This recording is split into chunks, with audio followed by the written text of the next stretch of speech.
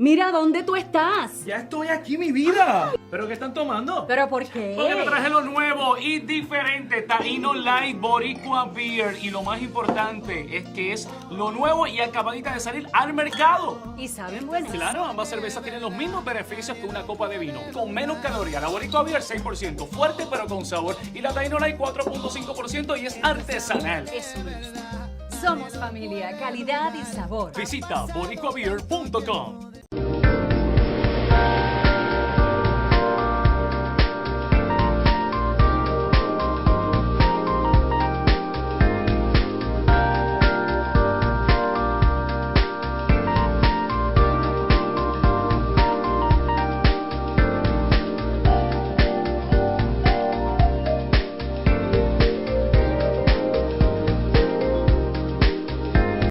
Good evening and welcome to another edition of EDuTV. I am your host, Greg Perkins, and we have with us today Mr. Felipe Navarette, okay? I think I got that right? Yeah, you got it. Okay. On the second time. Okay, yeah. No, yeah, I try, man. Okay, Felipe is the college unit director and financial advisor for Northwestern Mutual, correct? Correct, yeah. Are you guys a quiet company? Yeah. See how impressive that commercial is? I think we're trying to change that now. So. Oh, well, it's stuck in my head. It's stuck in my head. For sure. Okay, Felipe, you have a wonderful story. What we try and do is reach out to people, tell them about the importance of education, how it can be used to transform your life. And you were recommended to me by Ms. Joanna Lopez, who just won Teacher of the Year. Yep. And I just think your story is absolutely awesome. With that, I'm going to be quiet and let you tell your story about, you know, how you arrived at this country and how you took advantage of the educational system, because I think a lot of times American kids, they're lazy and they just take for granted that there's a free education system, and they just take it for granted and they don't study or work as hard as they can. With that, I'm going to be quiet and let you tell your story. So tell us from the beginning how you matriculated from Colonial High School to Valencia College and graduate of University of Central Florida. Perfect. Thank you, Greg, for having me here. It's an honor. And you actually mentioned something really quick there. You know, the American kids nowadays being a little bit lazy. I wouldn't call it lazy per se. I would actually say that they're uninformed, and maybe you said a really important topic there. You know, they take education in this country for granted. You know, I personally come from Chile originally, and the education system there privately it's pretty well. Right. But when it comes to the state sector or the public sector, it is not as good as the one that we have here in the United States. So I would definitely encourage all the kids out there to definitely take advantage of what we have in America. Mm-hmm. You know, there's a lot of misconceptions out there, and there's a lot of you know, maybe anger, you know, against this country right now at this point, and it's very sad because we see it on TV every single day. And unfortunately, it's just thoughts that have been spread around the country. But you said something important, that's if you're uninformed. Correct. Because when I hear some of this stuff I think you're talking about, I don't pay any attention to that stuff. The whole notion of make America great again, I don't know when we stop becoming great. And I think that there's power in this country by the diversity Correct. Of many cultures that it brings. So did you always know that you wanted to go to college after graduating high school? Yes, for sure. It's been a, you know, not just a tradition, but it's just part of the culture in my family. Okay, you know, it was very important for my brother and I to actually go and make it to college as soon as we graduated. Unfortunately, you know, there's always loops and holes as an immigrant to jump around whenever you're jumping from high school to college. And especially if you're undocumented or if you're illegal or whatever status you have on the immigration side, anything but being a citizen, right? Yeah, you and I were talking about some of that before the show. And so you were in a dual enrollment program when you were in high school. So you were taking classes both at the high school level and the college level, correct? Correct, yes. All right. And so then they didn't ask for any information from you because you were still in high school. Correct. So tell me what happened when you got to Valencia College. So I graduated Colonial 2008. I moved into Valencia Community College East Campus just by default, just because I was already in the part of the program that is dual enrollment. So they did not ask for any documentation at that point. Now, one semester passed, second semester they start asking for this documentation. They let me study another semester, but they were gonna stop me if I didn't bring the documentation. Now, me knowing that I didn't have the documentation, because at that point I was on something that is called a standby point on immigration status. I was waiting for my green card, and you're supposed to wait for that green card outside of the country. Well, I was already inside. And I really didn't have a choice because I was only 14 when I moved here. So. Right. Yeah, it's not your choice. It's not like you say, hey, Dad, Mom, you guys actually have this wrong, so we're going to have to go back and wait there. So, yeah, that really wasn't an option. It was not an option for me. So I just came out with the truth. In my family, our values is, the truth is always the best. You know? So I came up to Valencia and I told the entire truth about my legal status. And fortunately, I got referred to different departments until I made it to the principal, which I'm sorry, but I do not remember the principal's names at this point.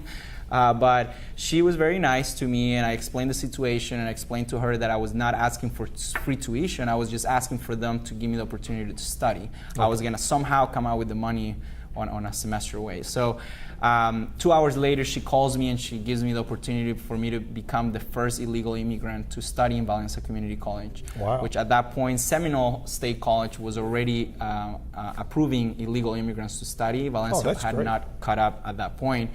So I was the first illegal immigrant, I guess, to made it there in Valencia. And then from there, I believe what she told me at that point was that they were going to start looking into these different illegal immigrant were you afraid at any...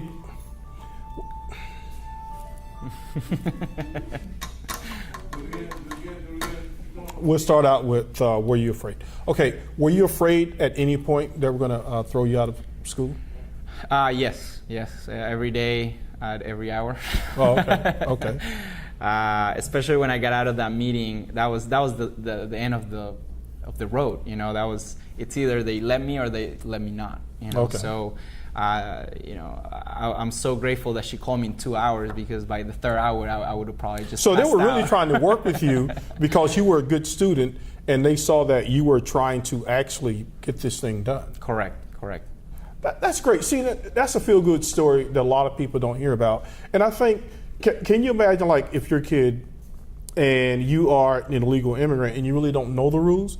Well, maybe now you don't even go to school because you think people aren't going to work with you. But based on what you just told me, that you found the Valencia College to be very helpful in your quest to acquire an education. Correct. Okay. So, you studied finance. You went on to get your 4-year degree at the University of Central Florida. Correct, yes. Okay, Yep. And you studied finance? Correct, yeah, finance. Okay, why did you choose finance? It's a complicated story. I started with marketing, actually. Okay. I love the marketing side of things, and I'm good with people. From what I noticed. So I switched to finance because I took a course on finance, and it was actually general finance, taught by Anthony Bird back in UCF, and he really excited me when it came to numbers and knowing that money could grow without you having to work it out, right? Okay. And that really intrigued me, and I got really into it. And so I changed my major, and I changed my major on my junior year because it was that semester where I moved from Valencia to UCF. And I took that course the first semester, and I fell in love with finance. Oh, okay. And I changed my major right away, and Yeah, I was reading your bio, and you were talking about financial literacy and not knowing, like you learned a lot of things about finances after you had become an adult or after you had started working for Northwestern Mutual. Tell me about that. Yeah, so I graduated UCF finance, and just to make the story short, I mean, we got time. Go ahead. I am a legal immigrant now. Okay. I do Congratulations. have my green card, and hopefully we can become citizens pretty soon. But I graduated, and on that graduation, I started looking for internships, and I found Northwestern Mutual, top 10 internship in the country. I thought it would be a good idea for me to join them. Great values. I think one of the things that I was looking out there when I was looking for a company to work for was the value system. It wasn't not too much for the prestige, but it was mostly for the values, and I think I found it in Northwestern Mutual. So I've been with them since 3 years ago. I did my internship with them back in 2013. I became a full-time advisor 7 months after my internship. And I've been with them since then. And I'm very appreciative of them because of the opportunity that they have given us, which is the diversity group, to actually implement the market, right? When I started there, Cindy Canizales was the only Hispanic advisor in that office that I knew. And Cindy and I, 3 years ago, started this vision of helping out the Hispanic community, and not only the Hispanic, but the multicultural community. And we started. But that makes sense because there's a large influx of Hispanics in the Central Florida region. Correct. Yeah. Correct. Yeah, so and we started with this little dream, of maybe starting our own little group, right? Mm-hmm. And so we grew from 2, which was Cindy and I, to now being around 20. People in our group, and actually we're detaching within the network office into our own separate office that is called the Multicultural Office of Northwestern Mutual in Central Florida.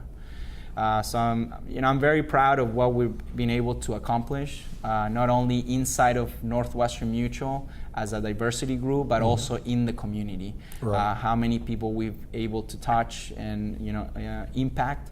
It's been amazing. Now my personal team and I we're working on being a little bit more philanthropic and utilizing our knowledge to impact not only our clients and the people inside of Northwestern, but also going outside in the communities, impacting middle school kids by raising some activities, also going back to high school seniors and college seniors and being able to connect the college seniors with the high school seniors so that way they can learn on how to come prepared to college, right? And teach them personal finance, how important it is. I went to high school here, I went to college here, and I studied finance, but I didn't learn personal finance until I actually met Northwestern Mutual. Right. And to me, it's just crazy a little bit to think about that. You get out of high school and you don't even know how to use a credit card. Yeah. So you're right. So my passion has grown into education, and I think that's the route we're taking on our philanthropic opportunities here. Right. Teaching the high school seniors and the college seniors to manage their finances, personal finances, better. Yeah, that's one of the complaints of education, in that we don't teach a lot of just practical stuff in school, right? Like I always say, I think there should be this class called life. Like before you graduate from high school, no, seriously. I love it. Like, okay, if you get married at this age, start looking at these statistics. And then, like you said, even finance, like, okay, how to use a credit card, how do you calculate interest on a mortgage, how do you buy a car? Like some people don't realize that when they buy a car, they pay for that thing 3 or 4 times. And they're like, oh, look at me, I got low payments. Yeah, you got low payments for 5 years, and that $10,000 car is going to cost you $40,000. But people don't look at that stuff, and you're right, we don't learn it until a lot later. Now, do you see that as a gap that you want to close? I don't want to just say in the Hispanic community, because I just think there are a lot of people, but it just seems in particular a lot of minorities, and I'm going to say this on the African American side, we seem to be bigger consumers than we do in terms of how to make money work for us. And we have about 40 seconds, and then we're going to revisit this topic on the other side. So what do you see from the minority end? Do you think that there's a lot that needs to be filled in terms of informing them about financial markets? Oh, definitely. I think there is a mentality issue. I think the mentality that we have is survival mentality. It's always about surviving and living paycheck to paycheck.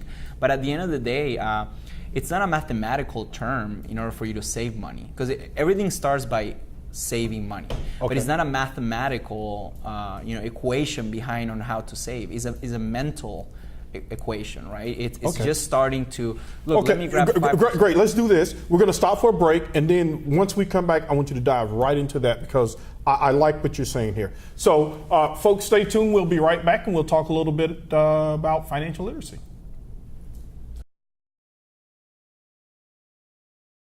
Hello, this is Greg Perkins, host of EDuTV. We are having our first education forum on May 4th at the Rosen Center Hotel. That's May 4th at the Rosen Center Hotel, 5 to 7 p.m. We are going to have an educational panel that includes superintendents, high-level district administrators, and we will also be honoring the Teachers of the Year for Osceola, Orange, Brevard, and Seminole counties. So come out, support your teachers, support the educators. May 4th, Rosen Center Hotel, 5 to 7. See you there. Good evening. Welcome to a special edition of EDuTV. I'm your host, Greg Perkins, and we have a wonderful guest with us today. I see you on TV a lot. Congressman Alan Grayson. Yeah. I think I saw you on Bill Maher show. Yeah. Sixth time. Oh, yeah. You know, I got the only standing ovation in the history of that show. Oh, really? Yeah, you can actually pull up if you Google my name and Bill Maher's name, and you'll see it. Bill, there's a standing ovation. Bill says, "Look, they're standing. They're actually standing up." Oh, that's great. Yeah, that's I was explaining great. the Occupy Wall Street movement, and I explained what they were complaining about. The fact that we have still in this country 40 million people who can't see a doctor when they're sick. Right. That we have 50 million people who depend upon the government to feed them. Right. And we have so many people who are about to lose their homes. I was explaining what the problems were. Right. And people rose to their feet. Well, that's great. That's great. You have a couple of things that you're working on, some bills, and I really like this one, and we'll just dive right into it. Let's do it. The College for All Act. Yes, Bernie Sanders introduced a very thoughtful bill called the College for All Act in the Senate.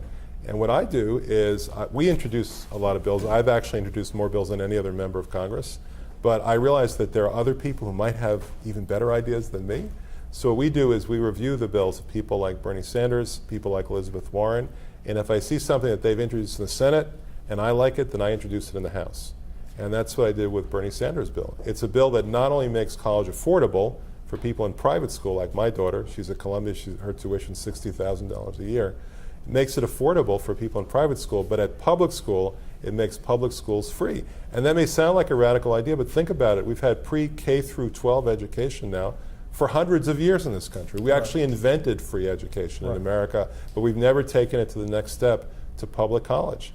And there's 7 other countries where even if you're an American, if you go to these countries, it's free to go to college and you can learn in English. Well, I think that's a very noble notion because I have a senior, she's graduating, and I'm looking at these bills. I remember I grew up, and my folks didn't have any money, but somehow I was able to afford a bachelor's and a master's degree. But now when I look at it, it's almost like colleges, they're competing with each other to the point that it's making costs go. I mean, what's going on with that? With even the state schools now? Well, of course, they can charge whatever they want. Wow. I mean, that's what it comes down to. And some of the Ivy League schools and the better schools, at least they give it some thought to giving people scholarships. Right. But if you're talking about a good school that doesn't give scholarships and everybody has to pay that $60,000 or $65,000, that's just crushing. What ordinary person in this country could possibly do that? It's really prohibitive. In my case, when I was in college, I had to work. My first job was cleaning toilets. Wow. My second job was as a night watchman on the midnight shift. Okay. And I made less than $4 an hour. But back then, tuition was just $6,000, not $60,000 the way it is today. Right. Do you think a lot of times people, they say American kids are getting a little lazy. Do you think we're not as competitive because, you said it earlier, we do have free K through 12 education. And some of these public high schools are really good. So do you think that American students are valuing education the way they should? Look, there's some basic problems with the system, and I'll go through them, but we're not going to be able to do more than just scratch the surface. Okay, I'll give you some of the basic problems. One problem is enormous inequality in funding. Okay, how many other countries are there, if any, that say that if you live in Midtown Manhattan, every student gets tens of thousands of dollars, or if you live in Silicon Valley, every student gets tens of thousands of dollars to be taught in the classroom? Whereas if you live in a poor town in Mississippi, you're lucky if you get 500. Yeah. Okay, so the property tax method of financing education is a problem.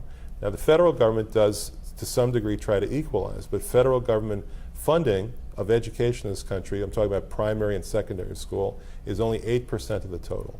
Wow. Now it does make a difference. It makes a difference for special education tremendously.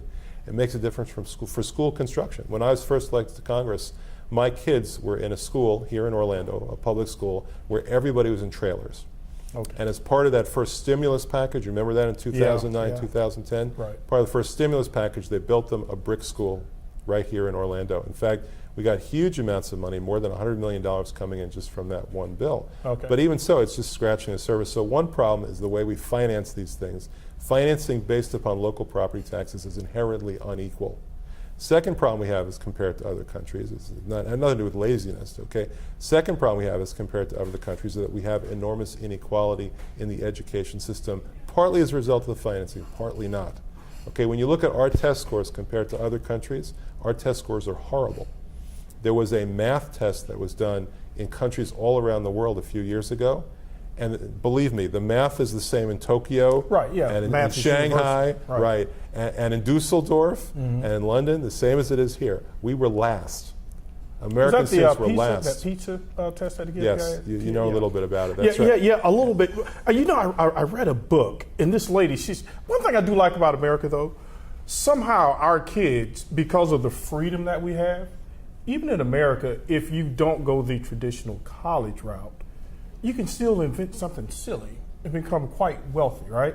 Now, it normally doesn't happen like that, but what I do like about the United States is that we do afford everyone a free education. And I get a little upset sometimes with some of the students, like they don't take advantage of a lot of the scholarship dollars out there. But that can be a daunting process in of itself as well. So I really like what you're doing here with this free college for all. Let me just tell you, I mean, you've raised an interesting subject. Now I want to keep talking. Okay? Sure, Okay, sure. You got me thinking here. Okay. Okay, so what I was saying is that if you look at the test results, we had the worst in the world.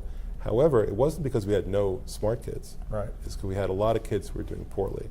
Okay. You know, in other countries, the test scores were like this, and in our country it's like this. That's right. And who ends up down here? Okay, it's That's the underprivileged kids. Right. So what's happening is that the underprivileged kids are not being taught properly. We have some other problems. My kids have to go to school at 7 o'clock in the morning. That means they have to get up at 5 o'clock in the morning, Right. okay? Where else can you have a job where you have to get up at 5 o'clock in the morning unless you're a high school student Right. or a high school teacher? That's Yeah. about it these days in Yeah. Central Florida, okay? We don't need to do that. You know, they did an experiment in Wisconsin where they had start times at 7 o'clock. They changed to 8:30. Okay. SAT scores went up by 100 points. 100 points. What something like that? Why don't like common sense approach? Because I was listening to one of your interviews earlier, and you were saying about how effective you are in getting things done. Why does it take schools so long to if you see that, say, hey, you know, that's a good practice. Why don't we try it here and see if that'll help? Well, you know, I actually did try that. I tried to get something passed, and I passed more amendments than any other member of the House. There's 435 of us. I passed 54 amendments in the last 3 years, the most of anybody in the House. You can look it up, okay? I tried to get an amendment to encourage local schools to have later start times, and the Republicans said no. They said they didn't want the federal government, quote, interfering, so all I could do was to get some money to study it officially and to come out with a report. And I hate amendments like that. I want amendments that do things, not study things, but that's the best I could get with the Republicans in charge. I'll give you another example, okay? There have been many studies that show that a hot breakfast means much higher test scores.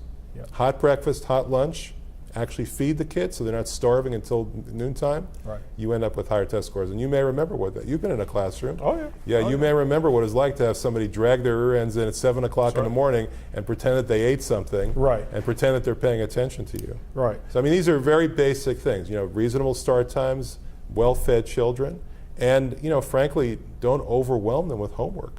Right.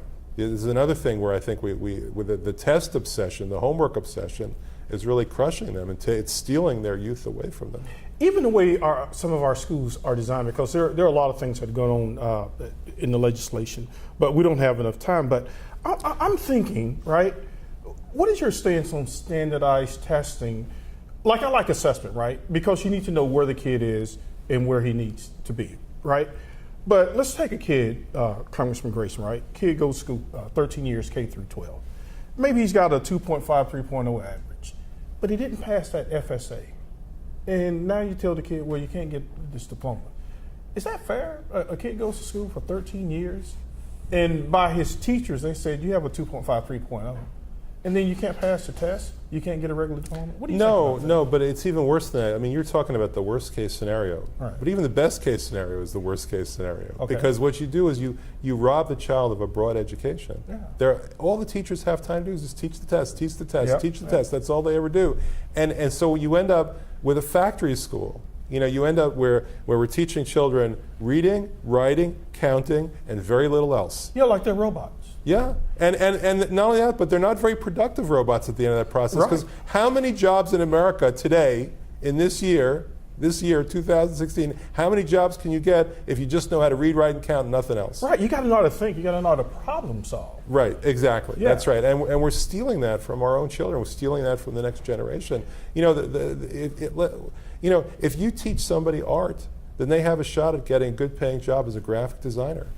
Okay? If you teach somebody computer programming, you know where that leads. They end up in Silicon Valley making maybe $1 million a year. Yeah. You teach just reading, writing, and counting, you got very little to work with there. You know? Yeah. So we're really cheating ourselves, we're cheating our children.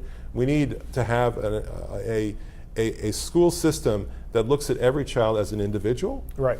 Looks at them as a package of special qualities, Yep. things that they're interested in, things that they're good at, maybe things that they're not so good at, Right. okay, and figures out what is it that we could do for this child to give this child the education this child needs to be the best that he or she can ever be.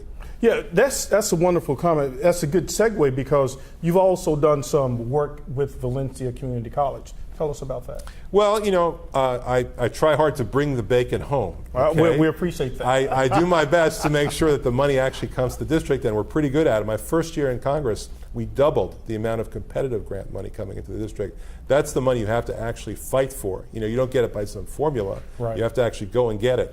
We raised it from $100 million to $200 million my first year in Congress. In Valencia's case, we got $5 million plus, $5.2 million that have Valencia recognized as a bilingual college, which it is, obviously. Well, yeah, with the recent growth of the Hispanic population. That's right. But if you know what you're doing, and we know what we're doing, you can actually get money from the federal government for that specific purpose. Yeah. I'll tell you some other things that sure, we've done. sure. Okay, I was very deeply concerned about the fact that a quarter of the population in Orange County is Hispanic. Right. It's actually a little more than that right now. And yet, you walk into a library, when I first elected, you didn't see a single book or magazine that was a Spanish language book or magazine. Okay. So I got $500,000 of federal money, and we put Spanish language books and magazines in the schools. And in general, we do whatever we can to bring value, actual tangible money or things into the district for the benefit of our people here. I'll give you another example. The Library of Congress has a surplus book program. Okay. Now, there's a lot of members of Congress that don't know that. There's a lot of members of Congress that don't care about that. I know it. I care about it. We grab those books and we bring them here to Central Florida. Oh, okay.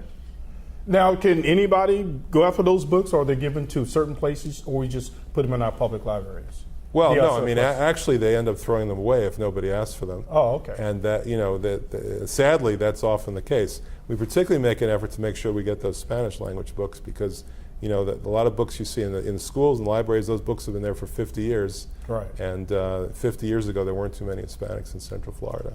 Yeah, I was talking with some teachers. We have about 30 seconds left. With the influx in Kissimmee and whether or not that their tax base could support all the kids coming in, the resources they're going to need, because in some cases, some of these kids don't speak English very well, and then they have to take this, rigorous standardized test right out of the box. No, it's true, and we've gutted the tax base because we give out special favors. We have corporate welfare that ends up giving out special favors that reduce the tax base if you're a business, if you're a farmer, you own a big farm. I mean, one person who ran against me for Congress, she owned a $17 million farm, and she paid pennies in taxes. Wow. I mean, maybe $5,000 a year for a $17 million farm. Well, hopefully you can win the Senate, and we can keep these changes up. It's been a pleasure, sir. My pleasure. Thank you. Thank you. Thank you for joining us on EDuTV. Good night.